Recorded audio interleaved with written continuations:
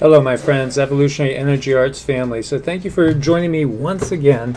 And let's start with something new here. So as we're finding out, all the scientific thoughts that we've been given, things that we were told were, this is how things are. And then we constantly find it's just not the case. The Yellowstone supervolcano may have formed in a completely different way to what we have thought. So the whole thought of this being a mantle plume that rolls from down around Baja California and goes straight up through California, Nevada, Utah, up into Yellowstone Park in Wyoming, it might be something totally different that's going on here, and it might not actually be a plume at all. So as it turns out, the Yellowstone supervolcano in Wyoming may have formed in an entirely different way than previously thought. And this is according to a brand new study published in the journal Nature Geoscience. Researchers from Virginia Tech found evidence to suggest that a vast slab of oceanic crust or oceanic plate wedged itself under the western portion of the North American continent around 30 million years ago, breaking into pieces in the Earth's mantle. This process eventually led to volcanic activity on the surface and formation of a long-dormant supervolcano, a large volcano that has an eruption magnitude of 8 or more, the highest value on the Volcanic Explosive Index. The newly proposed idea directly contradicts the long-held view that Yellowstone was produced by a plume of magma rising up from the Earth's core through rifts or weak spots, weak regions in the crust. This is known as the plume model. A team led by Ying Zhou, a theoretical seismologist at Virginia Tech's Department of Geosciences, took X-ray-like images of the Earth's deep interior with U.S. Array, an underground observatory funded by the National Scientific Foundation. And the scientists used a technique known as diffraction tomography, which enabled them to essentially see subterranean structures using waves created by tectonic movements. When these occur, seismometers at the U.S. Array picked up the vibrations, and this data was then processed to create an image of what lies beneath the ground. This is the first time the new imaging theory has been applied to this type of seismic data, which allowed us to see anomalous structures in the Earth's mantle that would otherwise not been resolvable using traditional methods. The Yellowstone supervolcano is a caldera. It's a large hollow that's formed when a volcano collapses after a large eruption. In the case of Yellowstone, the caldera, which measures approximately 30 by 45 miles, that's huge, was formed approximately 630,000 years ago following a cataclysmic eruption at Lava Creek. The Yellowstone caldera forms part of a wider region of volcanic activity known as the Yellowstone Hotspot Tract, which comprises a line of calderas extending across Oregon, Idaho, and Wyoming. So it's been moving and moving eastward, as we have seen. Most volcanoes are found on the boundaries of tectonic plates, but this volcanic hotspot is located right in the middle of the North American plate. Previously, the plume model has been used to explain the location of the Yellowstone Hotspot Tract, but the researchers found no evidence for this in the latest study. If the North American plate was moving slowly over a fixed plume at Yellowstone, it will displace older volcanoes towards the Oregon-Idaho border and form a line of volcanoes, but such a deep plume has not been found. And that's exactly what you have in Hawaii. It's definitely a plume, and you could see the whole line as it trails. And you could even see the angle, as I've spoken about before, where all of a sudden it veers to the east. And that, many think, is indicative of crustal displacement. And a pole shift where the crust actually slips, in that case about probably almost 90 degrees. Instead, the anomalous geological structure they found, which was located about 250 to 400 miles beneath the supervolcano, followed the path of the track. This indicated that when the oceanic plate, known as the Farallon Plate, broke into pieces, a section of it tore off and sank deep down into the earth. This sinking section gradually pushed hot materials upwards to form the supervolcano. The next step for the researchers is to increase the resolution of X-ray-like images and to recreate the fragmentation of the gigantic oceanic plate and test different scenarios of how magma systems fed the Yellowstone hotspot. So, yeah, when you think of what Velikovsky was talking about, worlds in collision, Velikovsky definitely was a proponent of crustal displacement, and as well as Hapgood. And so these gigantic plate movements are not necessarily always by what we classify as standard plate tectonics, but really crustal displacements where you have like whole sections of continents that might be 2,000–3,000 feet above sea level and then boom, drop straight down and become the bed of an ocean. That's the type of thing that's talking about. But this is interesting because this just points to the fact that once again what we're taught to be the truth is sometimes proven and often proven to be, oops, we were wrong. We told you it was this way, but you know what? It wasn't this way after all. So it's probably this now, and maybe that's wrong, but we shall see. Hopefully we'll get some solid answers. All it does is basically, it's just another reason to keep your eyes open and to not necessarily completely believe in anything that you're reading out there. There are some crazy things going on, and one of them is this Arctic lake mysteriously disappearing. And this is up in Russia, and it's baffling geologists and scientists. They went on an expedition and they thought they were going to find a 1.5 kilometer long lake, and they found just this dry, just a dry reservoir, empty, totally empty. Its bottom scarred by cracks and fissures, and the lake is gone. So, and actually this was at least 3 kilometers long at its longest point. This is not something small, and this is all gone, disappeared, and they are baffled. They don't know what caused it. And over here we have going on monsoon rains, apocalyptic lightning, and pitch black clouds as thunderstorms batter Britain. Hailstones the size of golf balls. Huge thunderstorm tore across Britain. The good news is that it's going to put the current heat wave to an end, thankfully. And so you can see the size of some of the hail. And hail has been something that we have seen everywhere. And there's several videos here you guys could click on and check them out if you want. Of course, there will be links here, as always. And also, what we've been talking about, Australian drought. Farmers plea for bullets to put down starving livestock. It's getting that bad now with these extremes that we're seeing, with the extreme weather, the extreme heat, record heat, right? We have record heat everywhere now. We've had record cold. We've had record snowfall. And we're having record winds. We're having record flooding. So all this is adding up to, basically it's adding up to the food supply is in danger. And it's starting to get to be obviously serious to many folks now. And this is down in New Zealand and Australia. They're having they're having issues. This is New South Wales.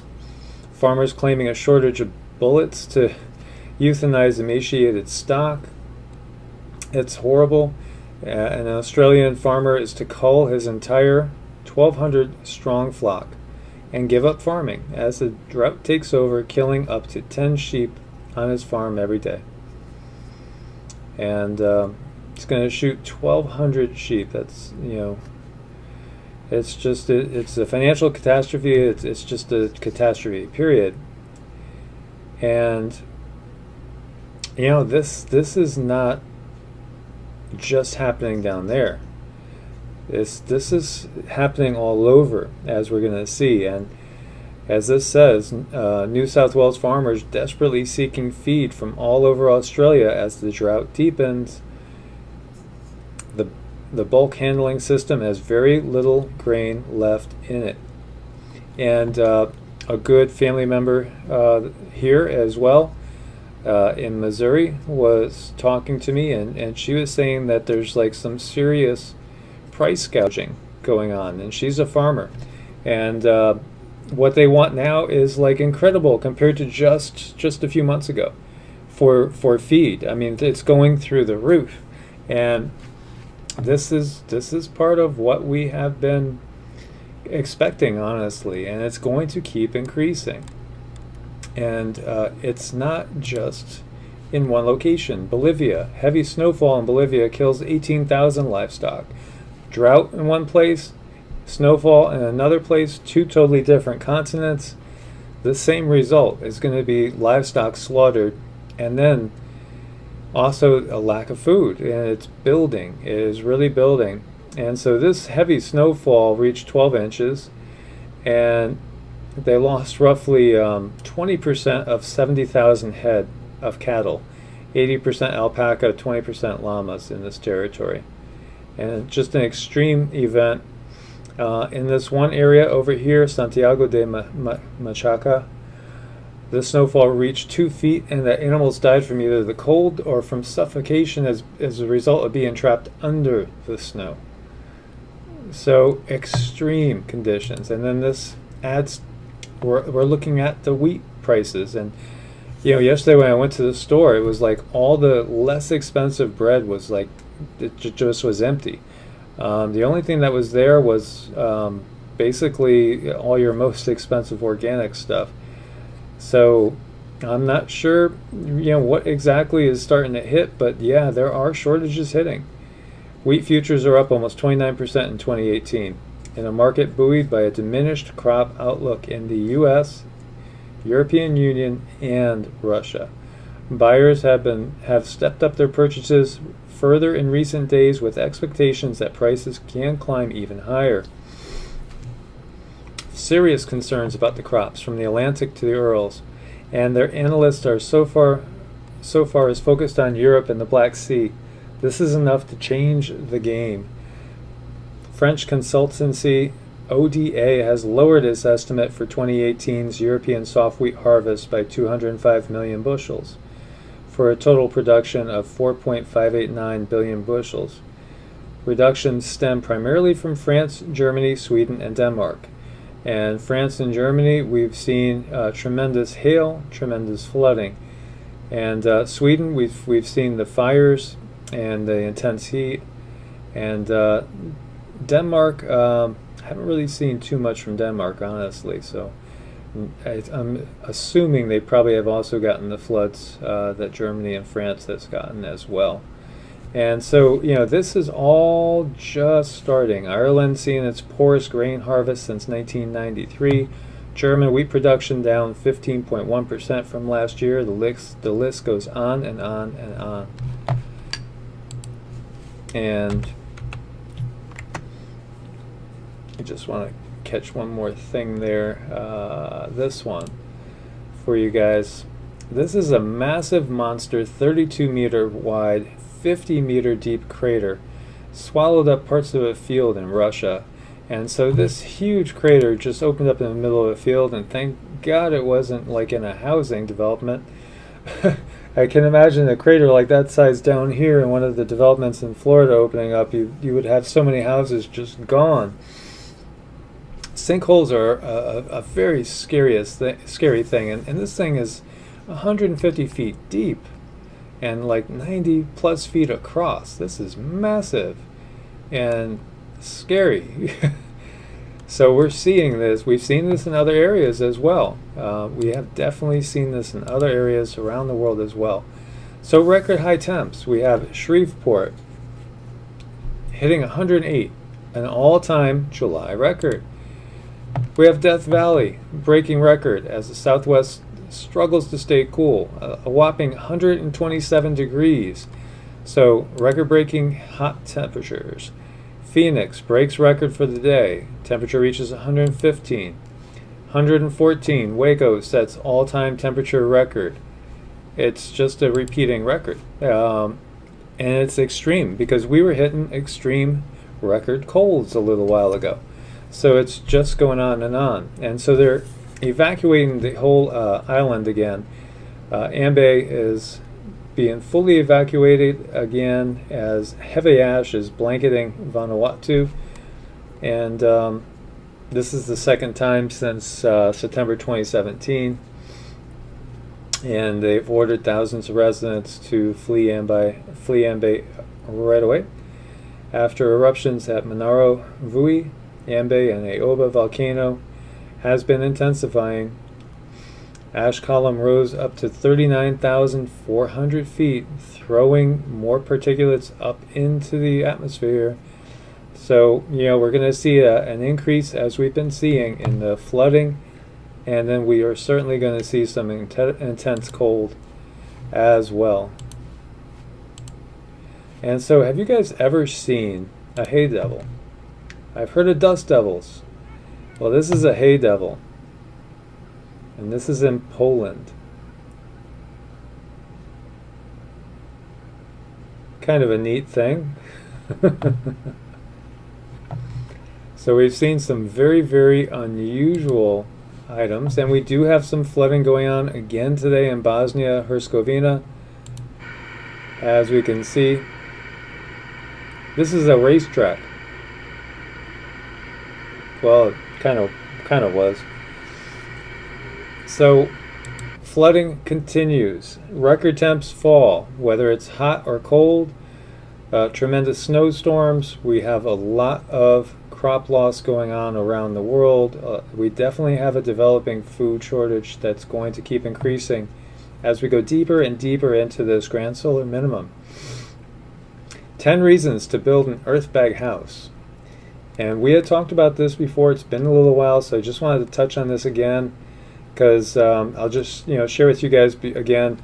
My original plan was get an RV and then stay mobile. Find a piece of land, where I finally decide this is it, and then live in the RV while building an earth bag home. Because you can build an earth bag home for 10 grand. Not a lot of money, and you know what? Strong as can be, durable. They have so much going for them, and so that was my original plan, which is still kind of in effect. So number one, earthquake resistance. Earthbag is the most indestructible, sustainable building technique in existence. Earthbag buildings are so tough they have been known to damage the earthquake testing equipment and show no signs of structural weakness. This is why the method is now being pioneered in Nepal in the wake of the earthquake disasters there. Turkey is also a very seismic country. I've sat through 4 quakes of over 5.0 and never seen a crack in the plaster. By contrast, my neighbor's concrete wall, built by professionals, suffered a gaping hole after a quake 2 years ago. Simplicity. The technique itself is so straightforward, I even mastered it. I hadn't so much as put up a shelf 6 months prior to commencing the build. There's not much more to it than filling up sacks with wet mud, laying them end to end, and squashing them flat. Rings of barbed wire are run between the layers to prevent them from slipping away from each other. Energy efficiency. Earthbag homes boast excellent thermal mass. They are particularly suited to hot, dry, Mediterranean, or temperate climates as thick mud walls regulate the temperature. An earthbag house stores both heat and cold. There is no need for air conditioner in the summer, and in the winter, if you place your windows strategically to absorb the maximum sunlight, your house is cozy and warm long enough after the sun goes down. On the coldest days of the year, I burn my wood stove for about 3 hours each evening. Perfect for unconventional designs, circular or oval-shaped buildings, domes, and arches. You can create all manner of interesting shapes with an earthbag. Curvy or round walls are both strong and easy to construct. Earthbag is also famed for its domes and arches. It's a beautifully flexible building method. And talking about the domes, that's the strongest structure, period.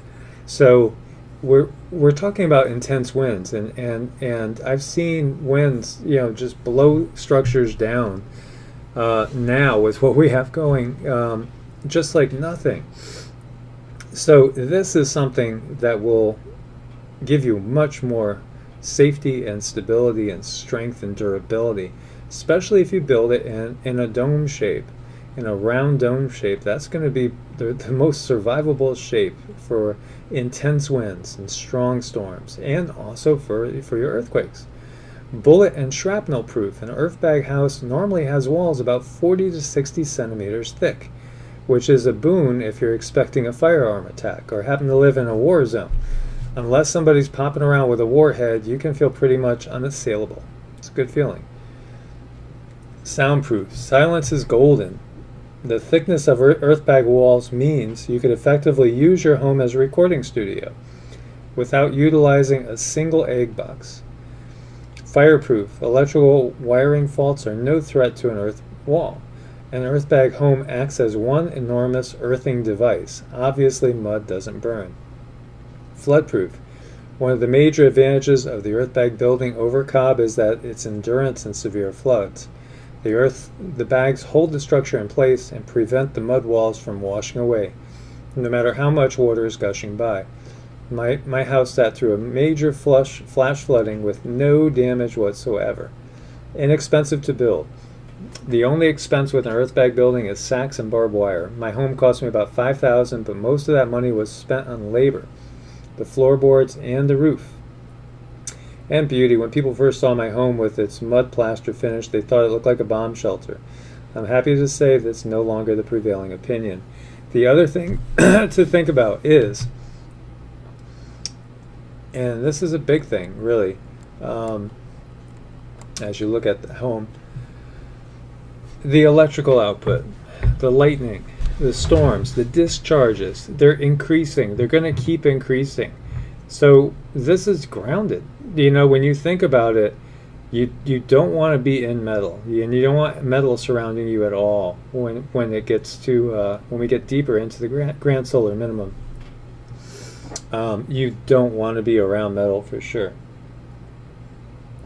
There's a reason why the ancients built homes made of, brick, mortar, mud, things like this, of earth, basically.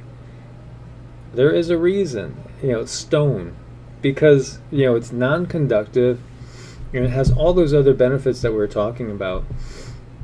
So for the times that we are in, there might be nothing more practical than this. And especially if you're building something like this into, say, like a mountainside, something along those lines, and that would be ideal, especially where you're going to be really even more sheltered from the winds and from any sort of harsh weather. So something to really think about. The big downside is the zoning, because all these counties and townships and stuff, they want to make the most money in taxes that they can. So there's a lot of laws against building this type of house in many, many areas. So you have to see where you're allowed to build them. That was another reason why I was looking out in the Four Corners area before, because you could build these almost, in many places in Arizona, Colorado, and New Mexico, and they would do very, very well. But check your local zoning, see what you're allowed to do. This is something that is just so inexpensive, so practical, so durable, so efficient. It's almost like a no-brainer, really, if you're able to do it, and if you have the financial resources, or if you're looking to save money and you are in the home buying mode. This is something to really consider, because we could see how severe the weather can be and how severe it is, and it's going to get more severe. So this is a very interesting option, and one that perhaps many people should consider. So my friends, as always, please do thumbs up to support the channel. Please do subscribe and join our family. Click the bell so you get all the notifications, and share with as many people as you can. Thank you everybody that has gone ahead and contributed either to Ko-Fi, supporting the channel, or Patreon. I truly appreciate it as more and more videos turn up not suitable for advertising after having reviews, and I cannot find a reason why they wouldn't be, but I don't know. There's definitely things happening, and I know many of you know what's happening. So it's truly appreciated, your support on Patreon and Ko-Fi, and thank you so much for that. May you guys always be blessed with abundant peace, health, well-being, love. May you always be kept safe in these times, you and your families and your loved ones. Thank you, my friends. God bless and namaste.